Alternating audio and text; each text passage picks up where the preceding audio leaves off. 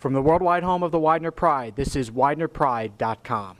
Well, 2011 is going to mark the second straight year that Widener University will take part in the ATtaCk on Hunger as we collect money and food for local food banks in Delaware County. This initiative was started within our athletic training program, and we're so kind to be joined by A.J. Duffy, our head athletic trainer. A.J., thank you for joining us. It's a pleasure. Last year, the initiative started on 2 dates. We've expanded to 4 dates this year with 6 teams. Talk about the main reason or reasons why this started last year. Well, as you know, Derek, Dr. Harris, the president of our university, has made community service a really important aspect of our overall approach to how we deal with our student athletes and the community at large. It's a challenge for Bridget and me to really join in with some of the teams because we're busy every weekend when they try to do some of this community service. So we talked and said, hey, how about giving back to our local community? And that's where the food drive came into place.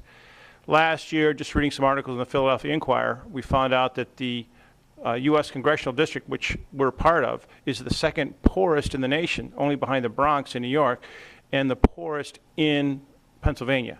Food hunger is a #1 priority, and by doing this initiative, we're able to give the collectible canned goods and money that we receive, give it right back to the Chester community. Now, last year this started with 4 teams, baseball, softball, men's lacrosse, women's lacrosse. Talk about the response that you got from those teams.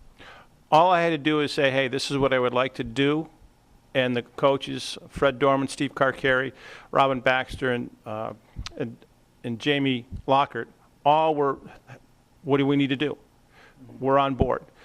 We spoke to the student athletes, we spoke to the parents, and the response I thought was great because it was kind of short in time frame. So this year we've expanded so that we're able to involve more people and give them a lot more headroom so that they can talk to their parents, talk to the student athletes, so that we can make a better showing this year. Now, the ATtaCk on Hunger does involve the entire MAC, the Middle Atlantic Conference. Talk about the other schools and what their response has been to this. Well, the other schools have jumped on. Last year, again, as I said, we had short notice, and we had 3 or 4 schools join us. This year, we sent out information in December. I sent out another email just recently just to see how many schools would be involved. And I've had positive response from several schools. So our hope is that every member school will be able to participate. The idea is to utilize the last weekend of the year, whenever their last home event is for whatever sport, and then just collect cans. And at the end of the year, turn around and give it right back to the community. And it is only the second year, as we mentioned, and the response has been tremendous. Where do you see this going in the future? Well, I've already spoken with my colleagues in the Landmark, the NJAC, and the Centennial Conference. Hopefully some of those schools will come on board as well too. Idealistically, I'd like to see this become a Division III initiative through every conference throughout the country.